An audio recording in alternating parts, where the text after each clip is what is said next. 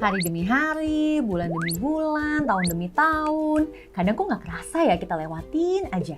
Takut ngerasa nggak sih nggak sadar tiba-tiba usia udah kepala 4, kepala 5. Di masa muda, bagi yang pakai iPhone, minum Starbucks, jajan McD, pakai tas Coach, kita pasti sering bilang, Alhamdulillah. Tapi apakah kenyamanan yang kita dapetin sekarang akan berlanjut nih sampai hari tua? Gimana saat kita sudah tidak bisa bekerja produktif? Apakah masa pensiun kita akan bahagia?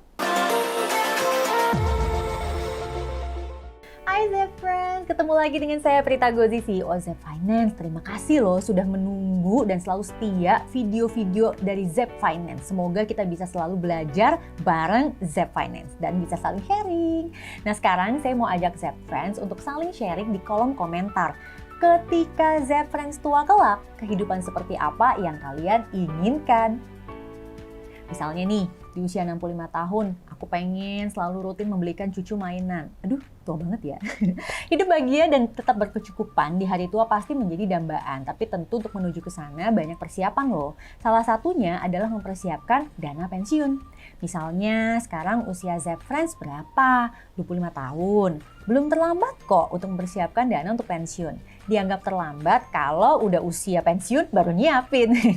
Nah, financial checklist yang terlebih dahulu harus kita perhatikan tuh ada beberapa. Kita mulai ya. Pertama, tentukan kapan Zep Friends akan pensiun.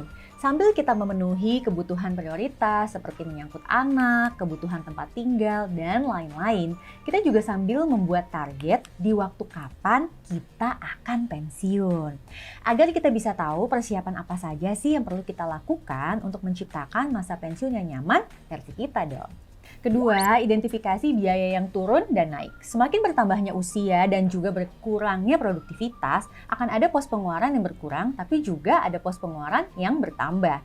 Idealnya sih pemasukan tetap lebih besar dong dari pengeluaran. Tapi kalau misalnya tidak, maka harus mempertimbangkan untuk mengurangi gaya hidup di masa pensiun kita. Ketiga, evaluasi sudah punya aset apa. Kita harus tahu loh berapa sih biaya hidup yang dibutuhkan selama pensiun. Sehingga kita bisa tahu apakah aset atau harta yang kita miliki bisa membantu dalam memenuhi biaya hidup yang kita butuhkan. Keempat, periksa saldo program pensiun kita seperti BPJS Ketenagakerjaan dan DPLK.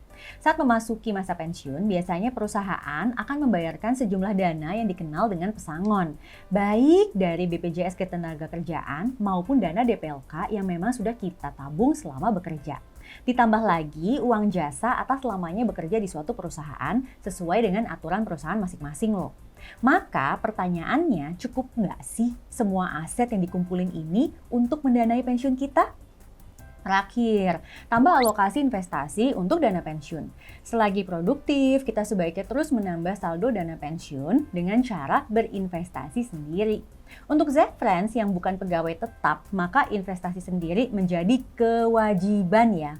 Secara umum, investasi untuk dana pensiun ditargetkan minimal 10% dari penghasilan setiap bulan. Nah, nanti seiring meningkatnya penghasilan kita, maka investasi untuk dana pensiun juga sebaiknya terus bertambah. Bahkan sebisa mungkin sampai 30% dari penghasilan kita. Apalagi kalau usia sudah memasuki 40-an, maka investasi untuk persiapan pensiun wajib loh diutamakan. Nah, bagaimana nih dengan perhitungannya? Oke, Zep Friends yang namanya menghitung kebutuhan dana pensiun itu ada beberapa metodenya. Mungkin selama ini Zep Friends juga sudah sering lihat di berbagai artikel-artikel ataupun juga video di YouTube mengenai cara berhitung dana pensiun yang cukup simple dengan metode 4%. Tapi pahami juga metode-metode ini juga ada asumsi dan kelemahannya. Contohnya kurang mempertimbangkan adanya tingkat inflasi. Oleh sebab itu, kita bisa juga loh menghitung dengan cara lain yang juga mempertimbangkan inflasi. Contohnya seperti ini. Simak ya.